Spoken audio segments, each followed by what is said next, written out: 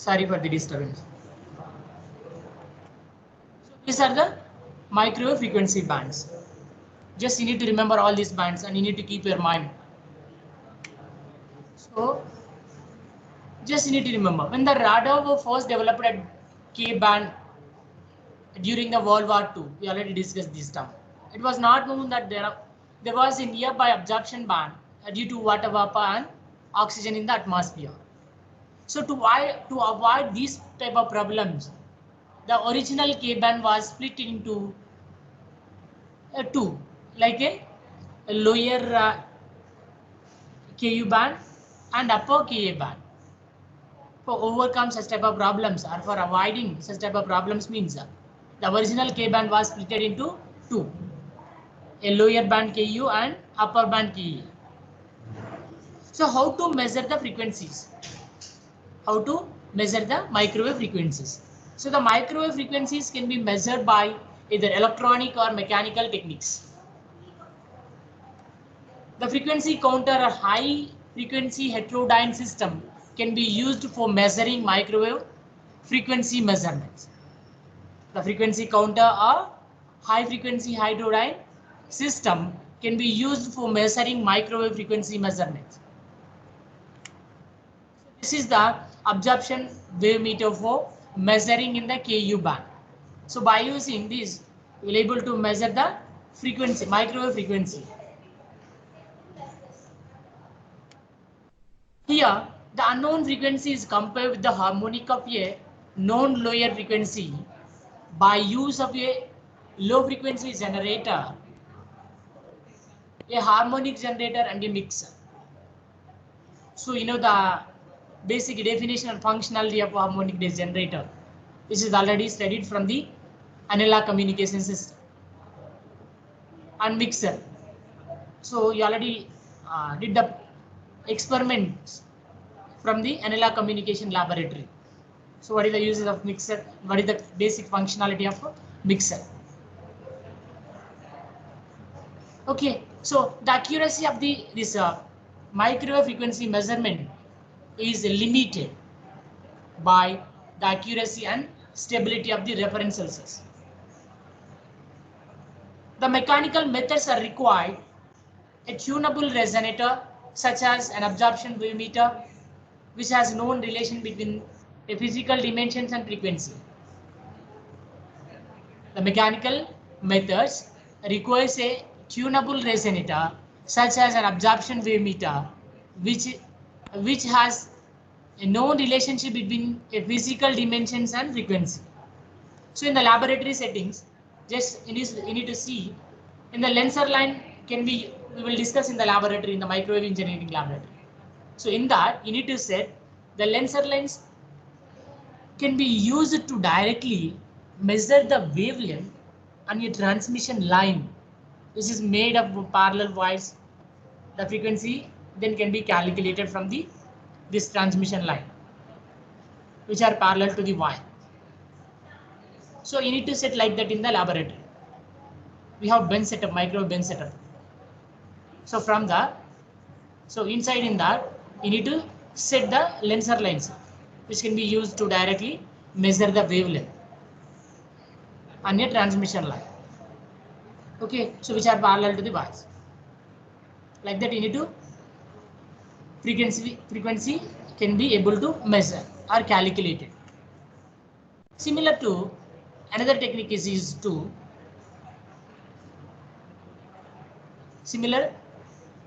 CNC. A similar technique is used to a slotted waveguide or slotted coaxial line to directly measure the wavelength. So these devices consisting of a probe which is introduced into the line through a longitudinal slot so that the probe is freely to travel up and down the line. So the devices consisting of a probe introduced into the line to the longitudinal slot so that the probe is free to travel up and down the line. The slotted lines are primarily intended for a measurement of the voltage standing These slotted lines are primarily invented for measurement of the voltage standing wave ratio on the line. The voltage VSWR. You need to remember. These slotted lines are primarily intended for measurement of the voltage standing wave ratio on the line, VSWR, on the line.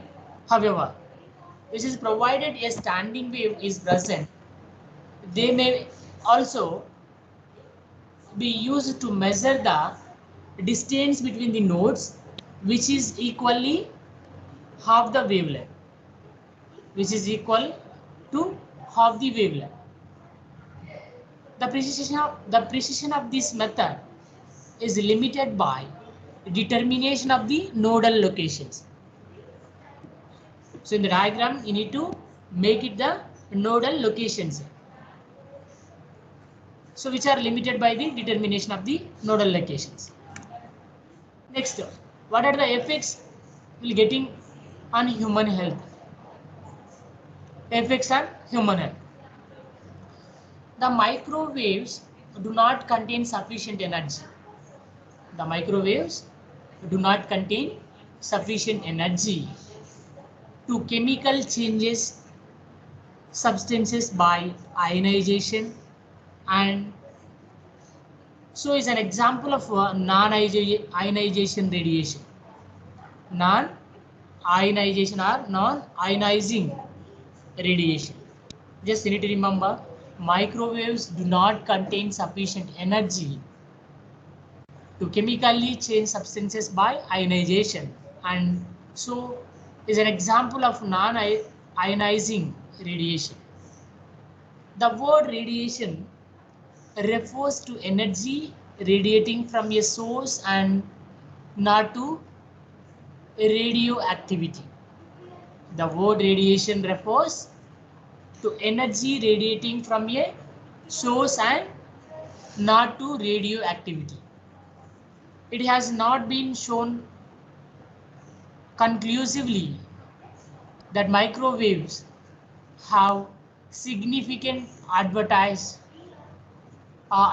biological effects at low levels, which means that a non-ionizing electromagnetic radiation.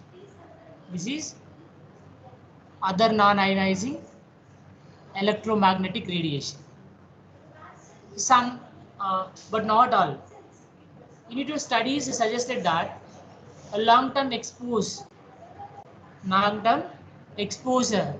may have carcinogen effect, which means that this is a separate from the risk associated with very high intensity exposure, which can cause heating and burns like any heating source, and not a unique property of microwave specifically. Microwave specifically. So during World War II, it was observed that individuals in the radiation path of radio installations experienced clicks and buzzing sounds in response to microwave radiation.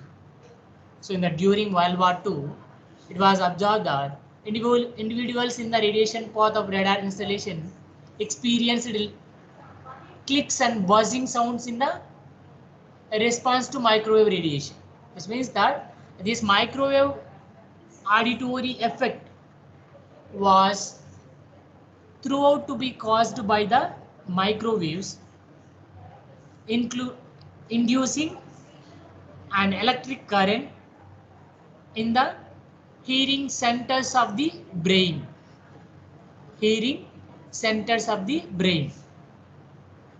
A research by NASA in 1970s has shown in this to be caused by thermal expansion in parts of the inner ear. So in 1955, Dr. James Lovelock was able to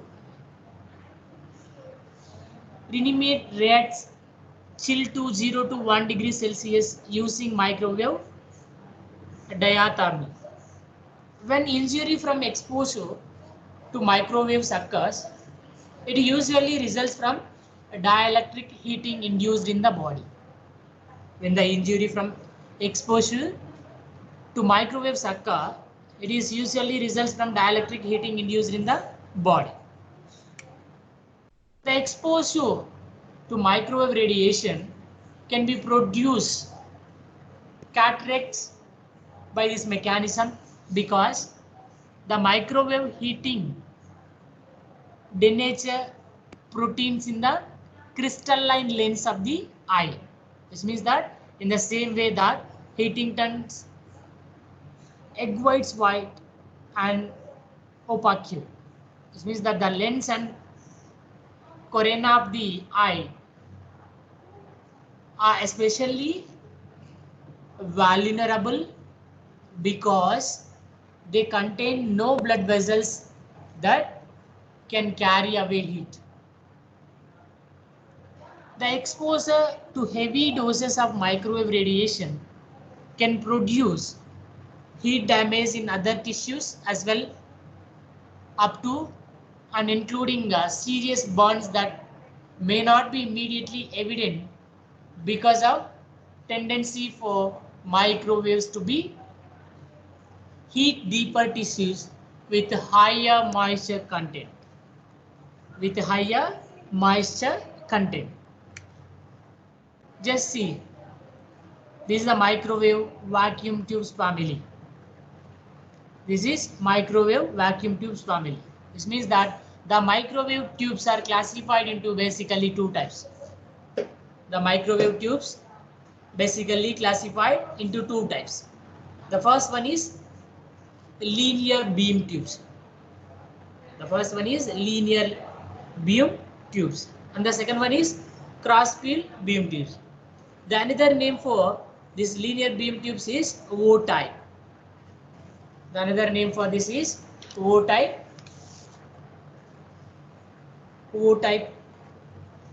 microwave tube. And the another name for cross field tube is M-type microwave tube. Coming to linear beam tube, the linear beam tube classified into two types basically. First one is klystron. We already know it. A klystron is a specialized linear beam vacuum tube, which is invented in 1937 by American electrical engineer Russell and Sigavarian, which is used as an amplifier for high radio frequencies. For high radio frequencies from ultra high frequency on the control grid. We will discuss in detail in coming slides. Coming to the second classification is from the linear beam tube is slow wave structure. Slow wave structure. Coming to klystron, the klystron is classified into three types. The first one is two cavity type, and the second one is reflex type, and the third one is multi cavity type. That two cavity resonator we already discussed. Right, coming to again we will discuss in detail in this. Okay, the two cavity type, the best example for that is amplifier. Two cavity type. Best example for two cavity type is amplifier. Because that reason we already discussed, which is used as an amplifier. From where? For where you need to use this two cavity type means in the high radio frequencies we will able to use this two cavity type. Coming to the second one is reflection type. The reflex type is the best example for this reflex type is oscillator. I think you know the basic functionality of oscillator.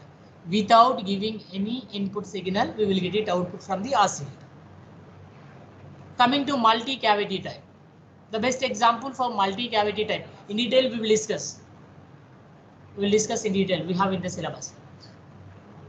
Multi-cavity type. The best example for that is amplifier. The amplifier is a device, electronic device, which is used for increasing the strength of the input signal. If we have low strength and signal, This amplifier will increasing the strength of the input signal. You need to remember, you know that, just you need to remember. Coming to slow wave structure. The slow wave structure will be classified into two types. What is the first one? TWT, traveling wave tube.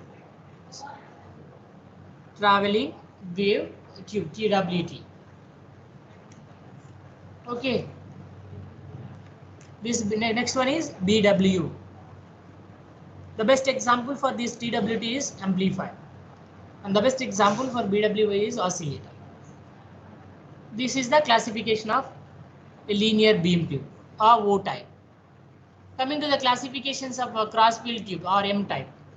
So the cross field tube or M type is classified into three types basically according to our syllabus.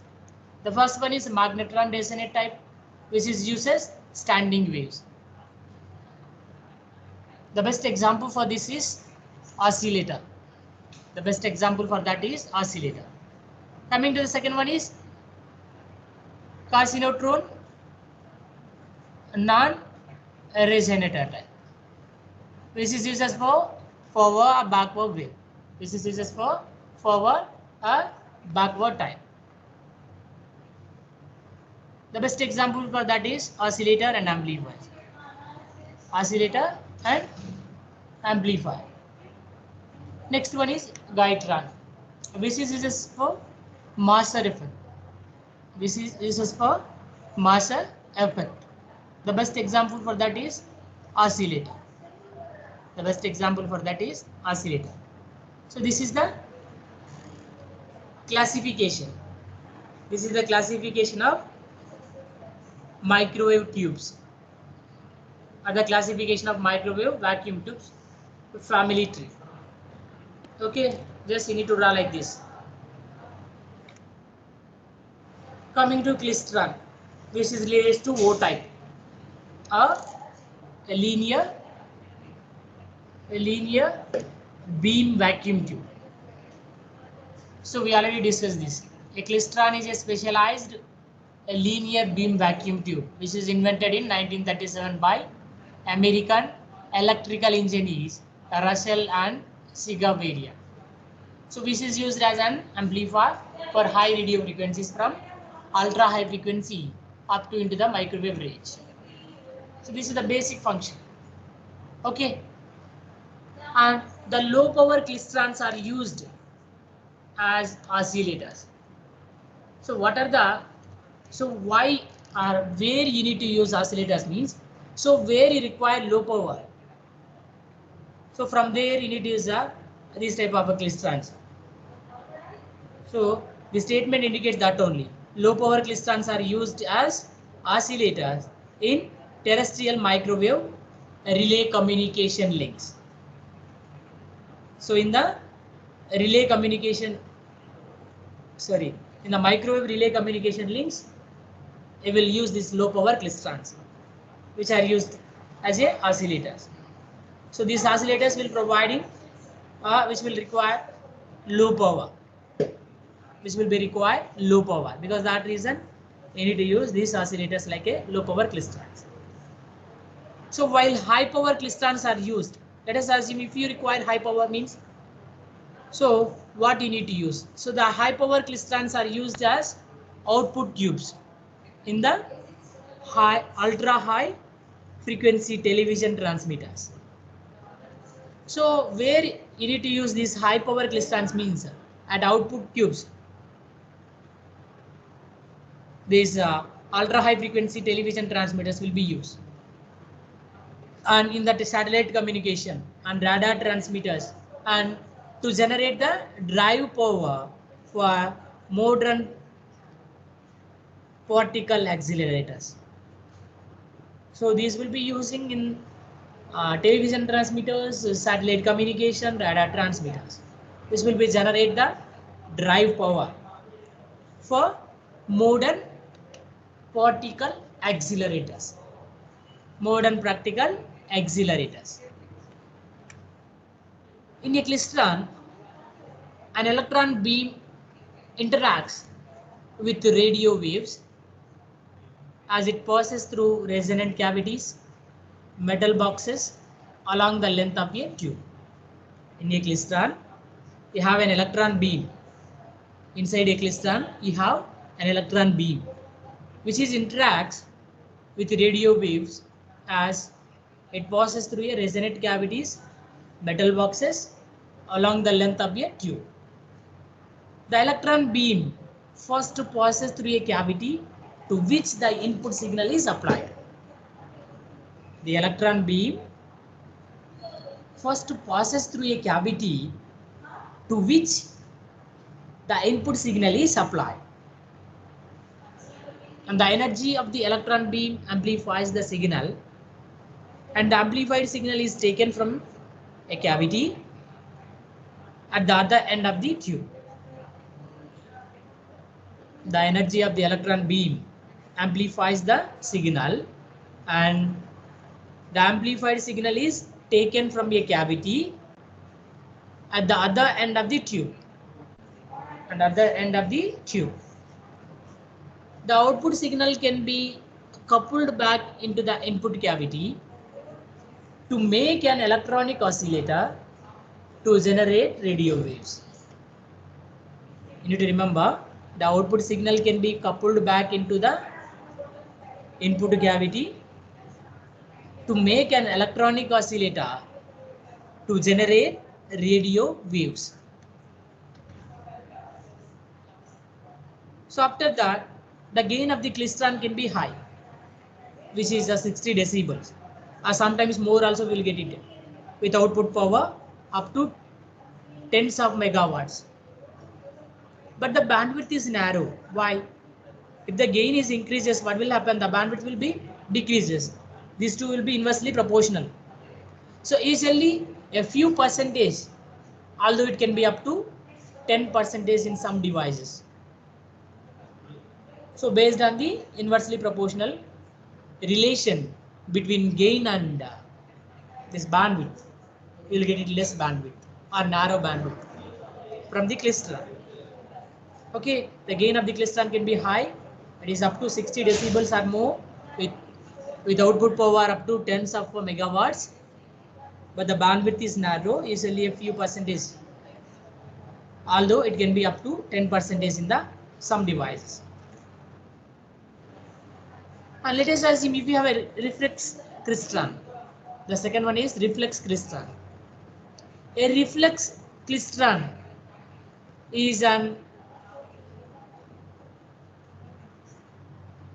obsolete type or O type in which the electron beam was reflected back along its path by a high potential electrode, which is used as an oscillator. The high potential electrode will be act as a oscillator. A reflection klystron is an O type in which the electron beam was reflected back along its path by a high potential electrode used as an oscillator. The name klystron comes from the Greek verb. This is the Greek word, klizo. The name klystron comes from the Greek verb klizo, referring to action of waves,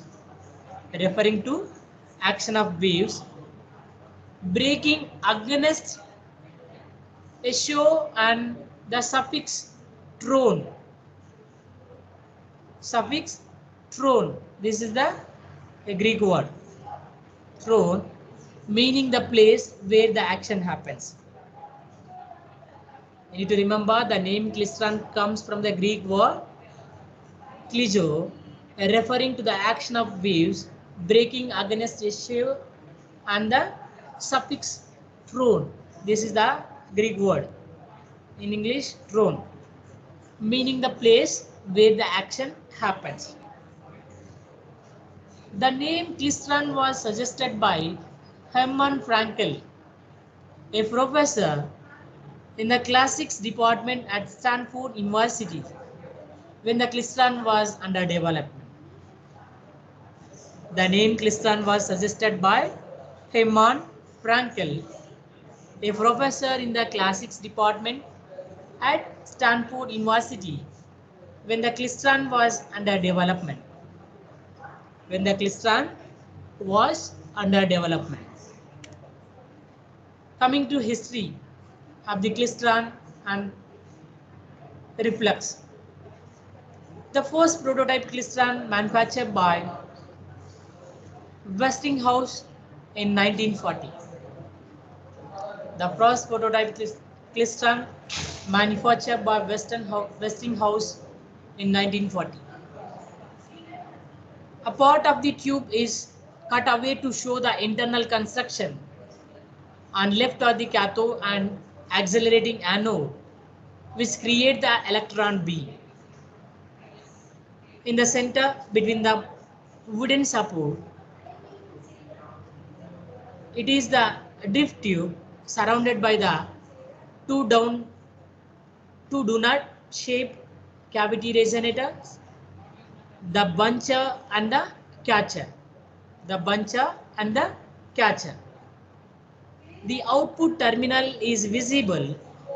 The output terminal is visible at top. The output terminal is visible at top of the klystron. On the right is the cone-shaped collector anode which absorbs the electrons. On the right side we have a cone-shaped collector anode which is absorbing the electrons.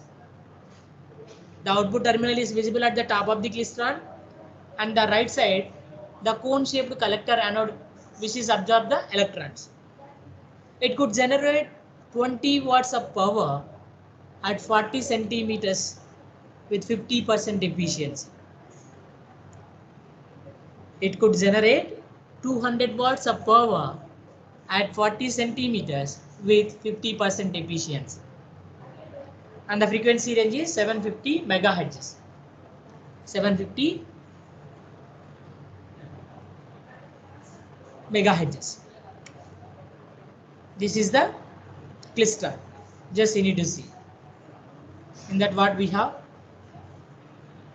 On the right side, in the top we will get the output signal. In the right side, what we have? In the right side we have cone-shaped collector anode, which absorbs the electrons. Okay. Just you need to see in the diagram. Inside the klystron. This is the prototype klystron cut away.